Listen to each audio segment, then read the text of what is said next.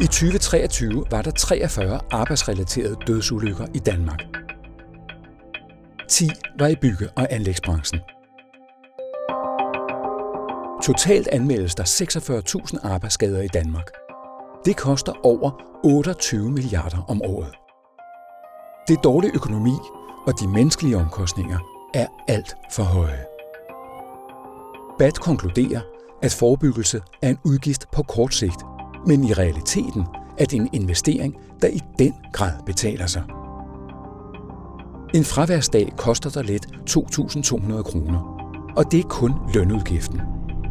Gennemsnitligt rammes ansatte af en fraværsdag hver andet år på grund af arbejdsulykker.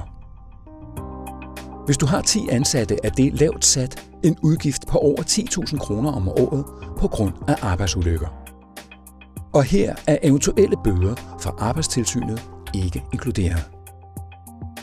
Der er derfor gode grunde til at sætte ind, både økonomiske og menneskelige. Og nu er der en løsning, der ligger lige for.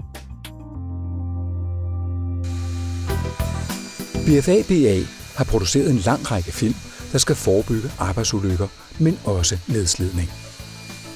I ExpressU samler vi disse film og tilbyder dine medarbejdere et e-learning-kursus med kontrolspørgsmål til indholdet.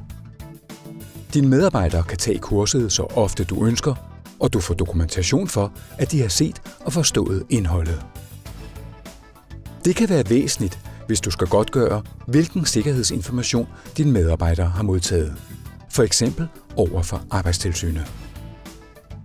Der er over 50 film inden for emner som arbejde i højden, gravearbejde, adgangsveje, save, hårdt arbejde og meget, meget mere. Kurset tages let via et link eller en QR-kode. De vigtigste film findes på engelsk, tysk og polsk, og spørgsmål kan læses op. Prisen for kurset er så lav, at du i princippet vil spare penge fra første år, og samtidig forbedrer du arbejdsmiljøet og hverdagen for dine ansatte. Se mere her.